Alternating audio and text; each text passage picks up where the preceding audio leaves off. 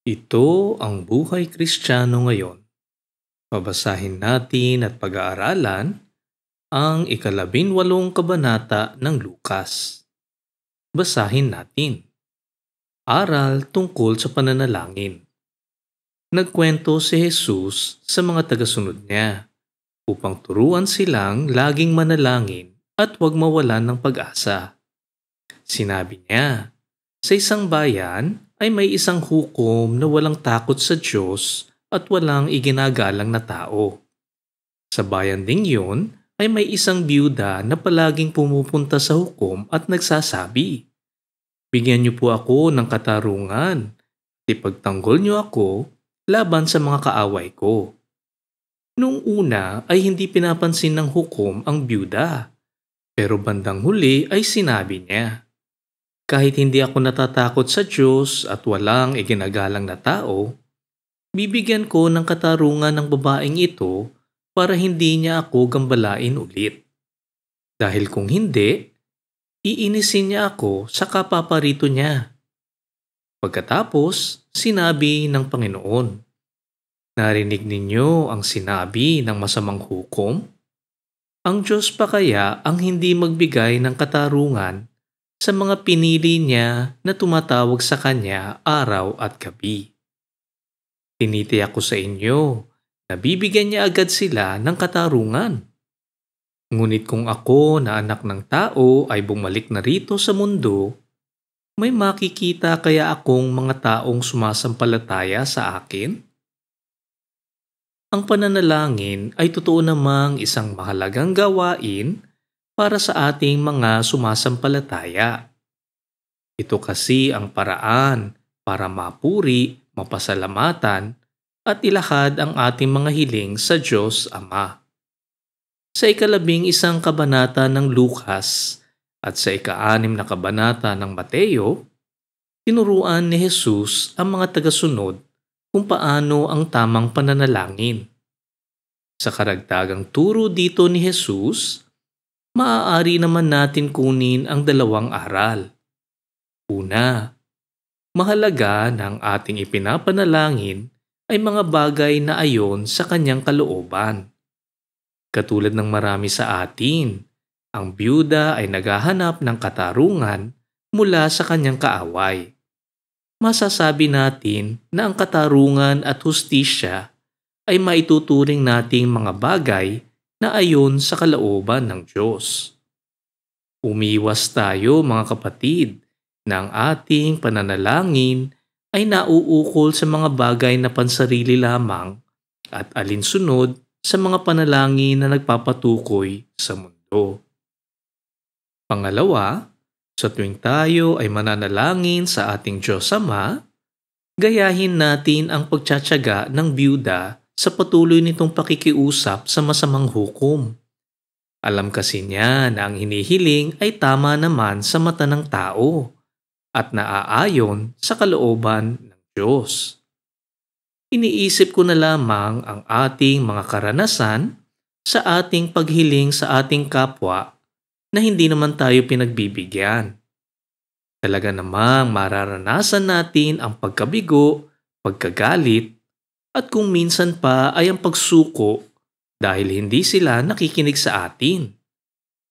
Hindi pa malayo na pag-isipan natin sila ng masama dahil sa mga pangyayari. Kung ganito ang ating tingin sa ating kapwa, ganito rin ba ang pagtingin natin sa Diyos Ama? Sa ating buhay Kristiyano ngayon, ang ating kaugalian ukol sa pananalangin ay magpapakita lamang kung ano ang ating pagtingin sa ating Diyos Ama. Kung ang pagkakakilala natin sa Diyos Ama ay mapagmahal, makatarungan at mapagbigay, hindi ba't matututo tayong mag-antay na walang pag-aalinlangan sa kanyang kabutihan? Ang pananalangin ay lagi nating gawin. Kausapin natin ang Diyos Ama sa lahat ng oras. Ilahad natin sa Kanya ang ating mga kahilingan. Huwag tayong mawalan ng pag-asa kahit na hindi natin natatanggap kaagad-agad ang ating mga kahilingan. Gamitin natin ang ating pag-aantay upang magpatibay sa ating pananampalataya. Basahin natin ang kwento tungkol sa Pariseyo at sa maniningil ng buwis. May mga tao roon na matuwid ang tingin sa sarili at humahamak sa iba. Kaya sinabi ni Jesus sa kanila ang talinghagang ito. May dalawang lalaking pumunta sa templo upang manalangin. Ang isa'y Pariseyo at ang isa'y maniningil ng buwis. Tumayo ang Pariseyo at nanalangin tungkol sa kanyang sarili. Sinabi niya, "O Diyos, nagpapasalamat ako sa inyo dahil hindi ako katulad ng iba na magnanakaw, mandaraya, at mangangalunya, o katulad ng maniningil ng buwis na iyon. 2 beses akong nag-aayuno sa isang linggo at nagbibigay ako ng 10 sa lahat ng kinikita ko." Ang maniningil naman ng buwis ay nakatayo sa malayo at hindi man lang makatingala sa langit. Dinadagukan niya ang kanyang dibdib at sinasabi, "Diyos ko, mahabag po kayo sa akin, isang makasalanan." Sinasabi ko sa inyo na ang maniningil na buwis na iyon ay umuwing itinuring ng matuwid ng Diyos. Ngunit ang Pariseyo ay hindi, sapagkat ang nagpapakataas sa kanyang sarili ay ibababa, at ang nagpapakababa ay itataas. Patuloy ang pagtuturo ni Jesus ukol sa pananalangin. Sa talinghagang ito, hinahambing ang puso ng Pariseyo at ang puso ng isang makasalanan. Pagmamataas ang ipinapakita ng Pariseyo sa kanyang pagpapahalaga sa kanyang pagsunod sa mga kautusan. Pagpapakumbaba naman ang ipinapakita ng maniningil ng buwis sa kanyang taus-pusong pagsisisi at paghingi ng habag. Pagmamataas ang ipinapakita ng Pariseyo nang hindi ito humingi ng tawad sa kanyang mga kasalanan. Bagkus ay itinataas pa ang sarili sa kanyang paghahambing sa iba. Pagpapakumbaba naman ang ipinapakita ng maniningil ng buwis nang hindi ito makatingin sa langit habang inaamin niya na siya ay nagkulang sa Diyos. Pinanghahawakan ng nagmamataas na Pariseyo ang kanyang mga sariling gawa para sa kanyang kabanalan at sa kanyang kaligtasan. Ito ay maling paniniwala. Ito ang diwa ng legalismo. Huwag nating tularan ang ganitong paniniwala ng mga Pariseyo at tagapagturo ng kautusan. Sa napakahabang panahon, aaminin ko, kapatid, na nakikita ko ang aking sarili sa pagsasalarawan dito ng Pariseyo. Ako man ay ganito rin mag-isip, mapagmataas, at lagi na lamang hinahambing ang sarili sa iba. Ngunit sa pagkakakilala ko kay Jesus na tagapagligtas, nakita ko na ang aking mga kasalanan ay hindi lamang laban sa aking kapwa, ngunit laban din mismo sa Diyos Ama. Dito ko napagtanto na wala akong dahilan para ihambing ang sarili sa iba, bagkus ay dapat lamang na magpakumbaba at humingi ng tawad sa aking kapwa at mismo sa Diyos Ama. Kaya kapag tayo ay nananalangin, tingnan natin ang ating puso. Tayo ba ay nagmamataas o nagpapakumbaba? Tayo ba ay mayroong pinanghahawakang mabubuting gawa na siyang nagtataas sa ating sarili o umaamin sa ating mga kakulangan at sa ating mga kasalanan sa mata ng Diyos? Sa ating buhay Kristiyano ngayon, lumapit tayong nalalaman na wala tayong maiaalay na kabayaran para sa ating mga kasalanan.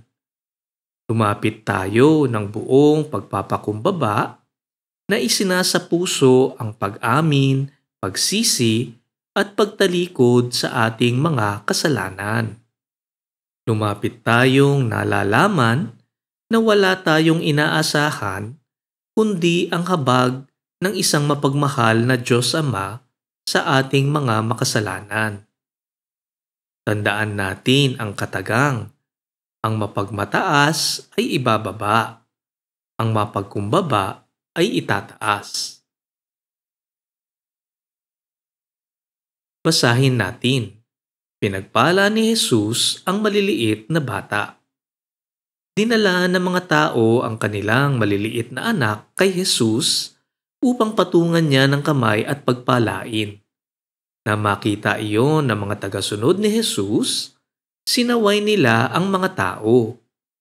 Pero tinawag ni Jesus ang mga bata at sinabihan niya ang mga tagasunod niya. Hayaan ninyong lumapit sa akin ang mga bata. Huwag ninyo silang pigilan dahil ang mga katulad nila ay kabilang sa kaharian ng Diyos. Sinasabi ko sa inyo ang totoo. Ang sinumang hindi tumatanggap sa paghahari ng Diyos na gaya ng pagtanggap ng isang maliit na bata ay hindi mapapabilang sa kaharian ng Diyos. Sa ating salaysay, ang mga bata ay nagpapatukoy sa mga makasalanan, habang ang mga tagasunod na pumipigil sa mga bata ay nagpapatukoy naman sa mga Pariseyo at tagapagturo ng kautusan. Ang paglapit ng mga bata ay katulad ng paglapit ng mga makasalanan kay Jesus na tagapagligtas. Lahat ay maaaring lumapit sa Kanya.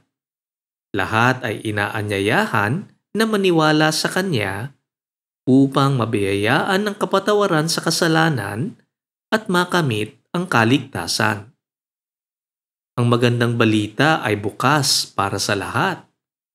Ang magandang balita ay nagpapatukoy kay Jesus na tagapagligtas bilang bukod tanging pag-asa para sa kapatawaran at kaligtasan ng makasalanan.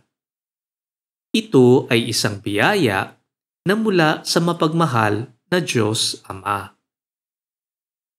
Ngunit ang mga Pariseyo at tagapagturo ng kautusan ay salungat naman ang mga turo.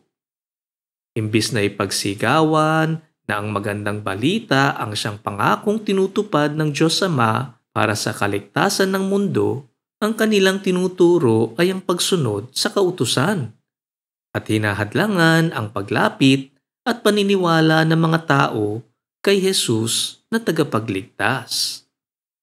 Ang kaligtasan ng tao ay isang biyaya ng Diyos Ama. Hindi natin ito mabibili, wala itong kabayaran. Wala tayong maaaring gawin para makamit ito.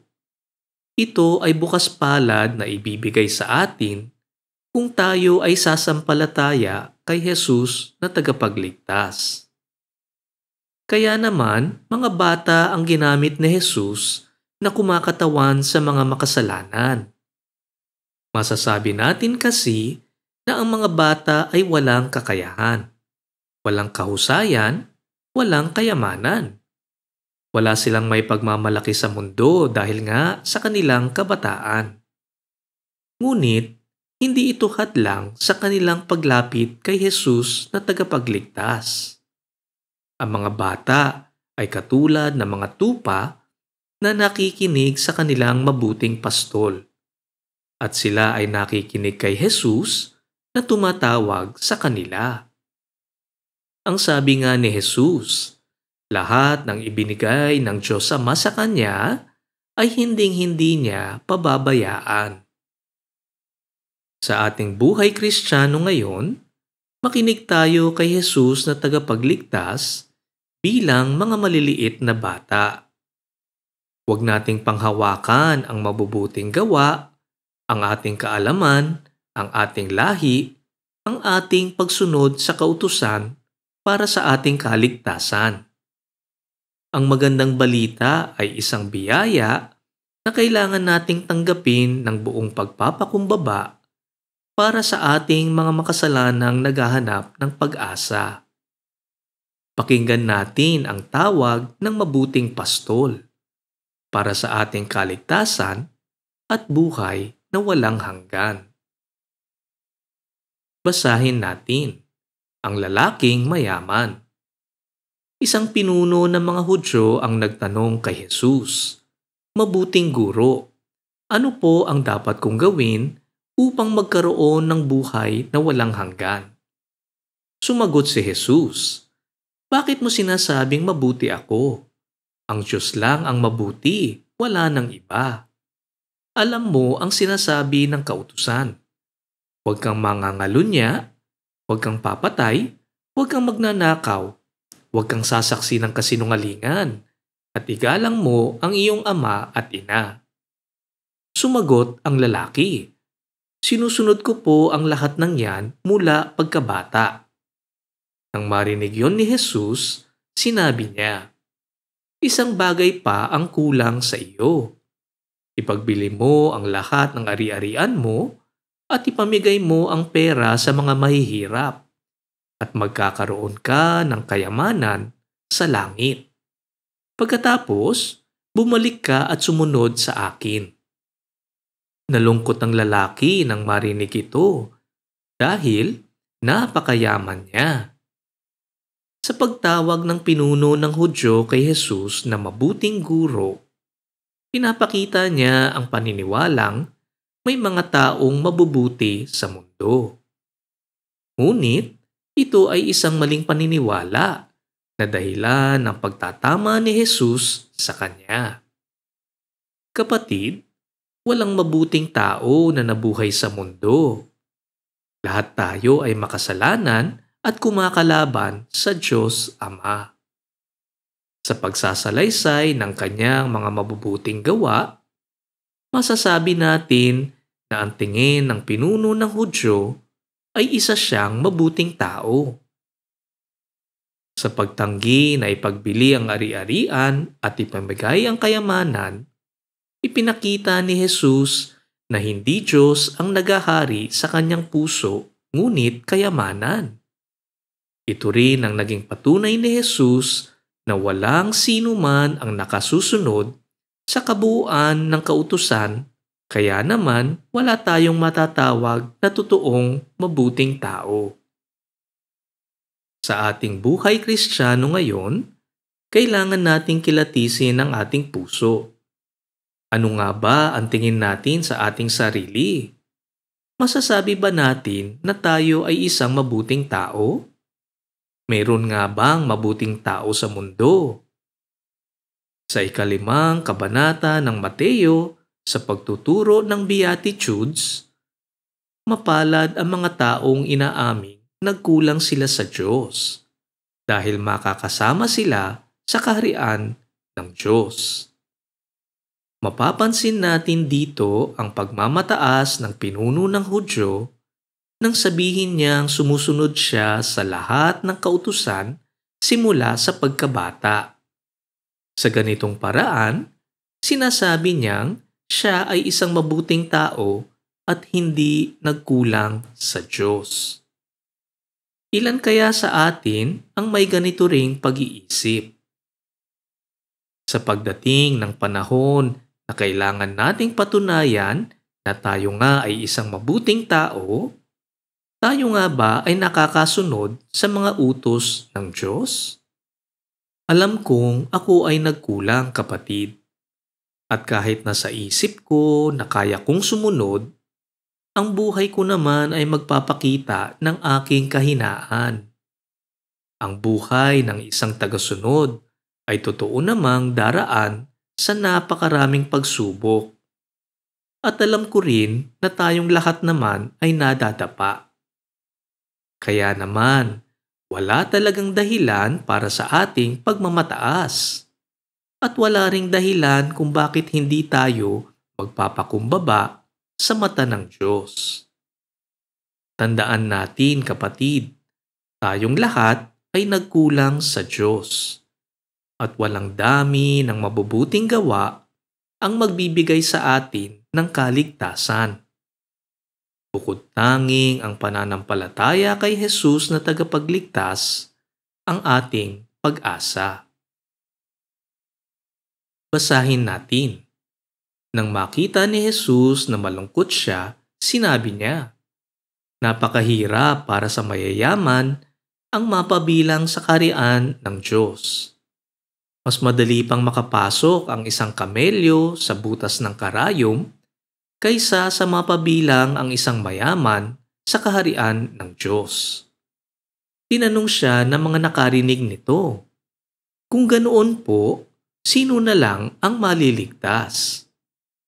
Sumagot si Jesus, "Ang imposible sa tao ay posible sa Diyos."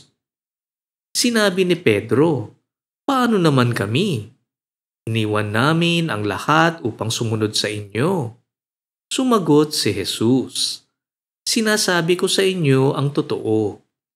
Ang sinumang nag-iwan ng bahay, asawa, mga kapatid, mga magulang, at mga anak, alang-alang sa kaharian ng Diyos, ay tatanggap sa panahong ito ng mas marami pa kaysa sa mga iniwan niya, at tatanggap din ng buhay na walang hanggan sa darating na panahon." Napakabigat ng turo ni Jesus dito ukol sa kayamanan at sa mga mayayaman.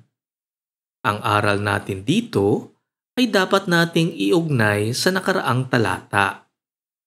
Ang taong umaasa sa sariling gawa, sariling lakas, at sariling disiplina ay hindi maliligtas, mayaman man o hindi. At dito, kailangan nating makita na ang sinabi ni Jesus na ang imposible sa tao ay posible sa Diyos ay nagpapatukoy sa magandang balita at sa mga makasalanang pinili at ibinigay ng Diyos Ama sa mabuting pastol na si Jesus na tagapagligtas. Sa ika-6 na kabanata ng Juan, ito ang turo ni Jesus ukol sa mga pinili ng Diyos. Basahin natin. "Ngunit gaya ng sinabi ko sa inyo, ayaw ninyong manampalataya sa akin kahit nakita na ninyo ang mga himalang ginawa ko. Ang lahat ng taong ibinibigay sa akin ng Ama ay lalapit sa akin, at hinding-hindi ko itataboy ang mga lumalapit sa akin. Sapagkat naparito ako mula sa langit, hindi upang gawin ang sarili kong kalooban, kundi ang kalooban ng aking Amang nagsugo sa akin. At ito ang kalooban ng nagsugo sa akin, na huwag kong pabayaang mawala ang kahit isa sa mga ibinigay niya sa akin, sa halip ay bubuhayin ko silang muli sa huling araw. Sapagkat kalooban ng aking Ama na ang lahat ng kumikilala at sumasampalataya sa Anak ay magkaroon ng buhay na walang hanggan, at bubuhayin ko silang muli sa huling araw." Ito ang tinutukoy ni Jesus na walang imposible sa Diyos.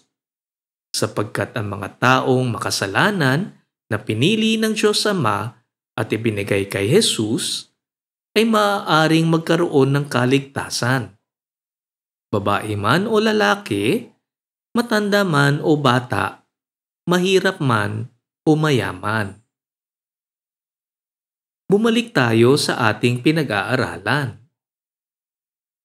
Makikita natin ang kaligtasan ay biyaya ng Diyos sa ating mga makasalanan.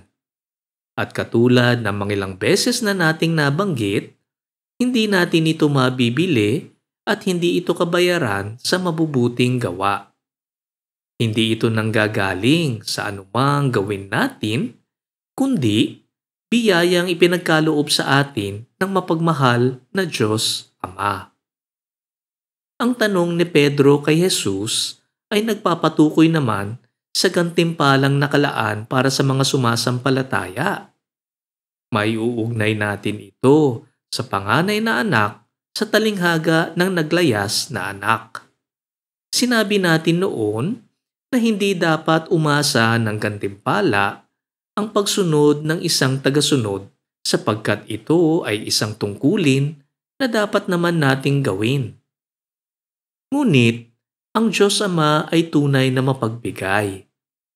At kahit na tayo ay hindi karapat-dapat mabigyan ng anumang gantimpala sa ating pagsunod, ang Diyos Ama ay magpapamahagi pa rin ng biyaya ayon sa kanyang kalooban. Katulad ng kaligtasang di natin karapat-dapat na matanggap, ngunit biyayang ibinigay pa rin sa atin, ganoon din ang gantimpalang di natin karapat-dapat na matanggap, ngunit ibibigay pa rin sa atin sa darating na panahon. Kapatid, ang mapagmataas ay nagsasabi na siya ay karapat-dapat sa lahat ng ito, ngunit siya ay ibababa. Ang mapagpakumbaba ay nagsasabi na hindi siya karapat-dapat, ngunit sa dakilang pagmamahal ng Diyos Ama, siya naman ay itataas. Basahin natin ang ikatlong pagpapahayag ni Jesus tungkol sa kanyang kamatayan.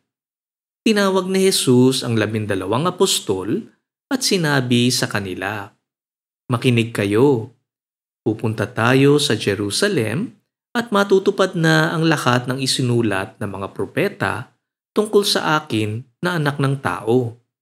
Sapagkat ibibigay ako sa mga hindi Hudyo, iinsultuhin nila ako, hihiyain at duduraan. Hahagupitin nila ako at papatayin, ngunit muli akong mabubuhay sa ikatlong araw." Pero wala silang naintindihan sa mga sinabi ni Jesus dahil itinago sa kanila ang kahulugan niyon. Nagpapahayag dito si Jesus sa kalbaryong kanyang kailangang pagdaanan para sa kaligtasan ng mga makasalanan sa mundo. Basahin natin. Pinagaling ni Jesus ang isang bulag. Nang malapit na sina Jesus sa Jericho, may isang lalaking bulag na nakaupo sa tabi ng daan at namamalimos. Nang marinig niya ang maraming taong nagdaraan, nagtanong siya kung ano ang nangyayari. Sinabi sa kanya ng mga tao, dumadaan si Jesus na taga Nazaret. Sumigaw ang bulag, "Jesus, anak ni David, maawa po kayo sa akin." Sinaway siya ng mga taong nasa unahan, pero lalo pa niyang nilakasan ang pagsigaw, "Anak ni David, maawa po kayo sa akin." Tumigil si Jesus at inutos na dalhin sa kanya ang bulag. Nang makalapit ang bulag, tinanong niya ito, "Ano ang gusto mong gawin ko sa iyo?" Sumagot ang bulag, "Panginoon, gusto ko pong makakita." Sinabi sa kanya ni Jesus, "Makakakita ka na. Pinagaling ka ng iyong pananampalataya." Nakakita siya agad at sumunod siya kay Jesus nang nagpupuri sa Diyos. Nang makita ng mga tao ang nangyari, nagpuri rin sila sa Diyos. Bilang pagpapatuloy sa ating pag-aaral sa mga pinili ng Diyos Ama at sa walang imposible sa Diyos, narito naman ang isang pangyayari sa katauhan ng isang bulag. Tayong mga makasalanan ay katulad lamang ng bulag na ito, na hindi makita ang ating mga kasalanan, walang pag-asang makahanap ng kapatawaran at walang pag-asang makahanap ng kaligtasan, na kung tutuusin ay katulad lamang ng mayamang pinuno ng mga Hudyo. Pansamantala, isantabi na natin kapatid ang turo ukol sa mga pinili ng Diyos Ama, sapagkat sa totoo lang, wala naman sa atin ang nakakaalam kung tayo nga ay nabibilang sa mga piniling tupa na ibinilin kay Jesus na mabuting pastol. Kung pinili man tayo o hindi, wala naman tayong magagawa dito sapagkat bukod tanging Diyos Ama lamang ang nagtatakda nito. Sa ating buhay Kristiyano ngayon, ang sa atin ay katulad ng bulag na ating nabasa, na sumisigaw at nagmamakaawa kay Jesus nang siya ay dumaan. Sumigaw din tayo ng buong lakas para marinig tayo ni Jesus. Magpakumbaba tayo katulad ng maniningil ng buwis. Lumapit tayo parang mga maliliit na bata na walang maaaring maibigay o maialay na kabayaran para sa ating kaligtasan. Huwag tayong umasa sa mga mabubuting gawa katulad ng mga Pariseyo at ng mayamang pinuno ng mga Hudyo. At sa huli, umasa na lamang tayo sa Diyos Ama na maging posible ang imposible, na tayong mga makasalanan ay magkaroon ng kaligtasan. Manalangin tayo. Diyos Ama, buksan ninyo ang aming puso at isipan at tulungan nyo kaming maintindihan at isabuhay ang aming napag-aralan ngayon. Nananalangin kami sa ngalan ni Jesus. Amen. Dito nagtatapos ang ating pag-aaral sa 18 kabanata ng Lukas. Ugaliin natin ang pagbabasa ng salita ng Diyos. Nandito ang mga salitang nagbibigay ng buhay na walang hanggan. Ito ang buhay Kristiyano ngayon.